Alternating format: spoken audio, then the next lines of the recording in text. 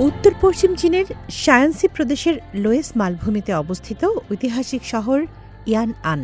লোকসংস্কৃতি আর সংগ্রামের স্মৃতি নিয়ে গড়ে ওঠা এই শহরের মানুষদের জীবনে এবার যোগ হয়েছে আরেকটি নতুন অধ্যায়, উচ্চ গতির রেলপথ। আর এই পরিবর্তনের ঢেউয়ে বেইজিংয়ের পথে যাত্রা শুরু করেছে ইয়ানআনের ঐতিহ্যবাহী কোমর ড্রাম দল। 2026 সালের জানুয়ারিতে প্রথমবারের মতো ইয়ানআনের কোমর ড্রাম শিল্পীরা সরাসরি উচ্চগতির ট্রেনে করে বেইজিং যাচ্ছেন। উদ্দেশ্য চীনের রাজধানীতে স্থানীয় লোকশিল্প ও সংস্কৃতির প্রাণবন্ত রূপ তুলে ধরা। বসন্ত উৎসবকে সামনে রেখে 26 জানুয়ারি চালু হওয়া ইয়ানআনচিয়ান বেইজিং উচ্চগতির রেল লাইন এই স্বপ্নের যাত্রাকে বাস্তব করেছে। বেইজিং যাওয়ার আগে ইয়ানআনের পাওতা জেলার চাওচিয়া আন গ্রামের ড্রামাররা মহড়া দিয়েছেন নিয়মিত। দলের নেতা কাও সাইতং জানান, বসন্ত উৎসবের পুরো ছুটি জুড়েই তাদের পরিবেশনার সময়সূচি আগেই পূর্ণ হয়ে গেছে। তবে বেইজিং সফরের উত্তেজনা ছিল আলাদা।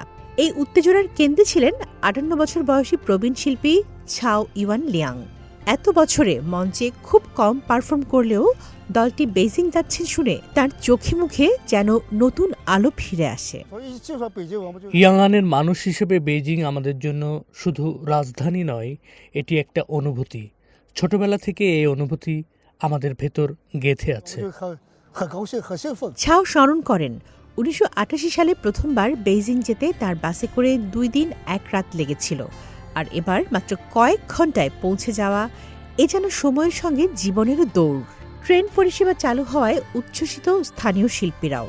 এই উপলক্ষে কাও ও তার শিষ্যদের একটি দল নতুন ট্রেনে বেইজিং যাওয়ার সিদ্ধান্ত নেন। আমি বেইজিংয়ে আমাদের বন্ধুদের বলতে চাই যে ইয়ানআন কেবল পুরনো বিপ্লবী স্থান এবং লোয়েস মালভূমির গর্বই করে না, বরং এখানে একটি নতুন উচ্চগতির রেলওয়ে স্টেশনও রয়েছে। এখন আমরা ইয়ানআনের মানুষ খুবই সমৃদ্ধ জীবনযাপন করি। 26 জানুয়ারি সকাল 8:39 দলটি G359 ট্রেনে করে ইয়ানআন থেকে বেইজিংয়ের উদ্দেশ্যে যাত্রা শুরু করে। 5 ফেব্রুয়ারির আগে আমি আরও 2বার বেইজিংয়ে যাব। 5 ফেব্রুয়ারি আমরা গ্রেট হল অব দ্য পিপলে পারফর্ম করব। আর বসন্ত উৎসবের ছুটিতে আমাকে হাংচৌ এবং ছেংতু ভ্রমণ করতে হবে। আগে যখন আমরা সাংহাই পর্যটন উৎসবে পারফর্ম করতে যেতাম, তখন ট্রেনে আমাদের 25 ঘন্টা সময় লাগত। এখন সাংহাই যেতে মাত্র 9 ঘন্টা সময় লাগে। 5 ঘন্টারও বেশি সময় ধরে যাত্রার শেষে দলটি বেইজিং পৌঁছায়। তারা আগেই ট্রেনের মধ্যেই নিজেদের সাজিয়ে নিয়েছিল, কারণ ট্রেন থেকে নামার সাথে সাথেই একটি পরিবেশনা দেওয়ার পরিকল্পনা ছিল।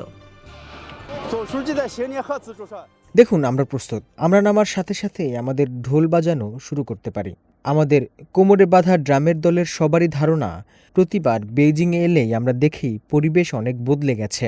কিন্তু এবারে আমার মনে হচ্ছে আমরা পুরনো বিপ্লবী ঘাটের মানুষরা যেন সত্যি বেইজিংয়ের আরও কাছাকাছি চলে এসেছি। এখন ইয়ানআন শুধু তার ঐতিহাসিক বিপ্লবী স্মৃতি ও লোয়েস মালভূমির জন্যই পরিচিত নয়। দ্রুতগতির রেল স্টেশন আর ড্রামের আওয়াজ শহুরে জীবনকে করেছে বৈচিত্র্যময়, সমৃদ্ধ। নগরকে নিয়ে গেছে অন্য উচ্চতায়। তামান্না জেনিফার, CMG বাংলা।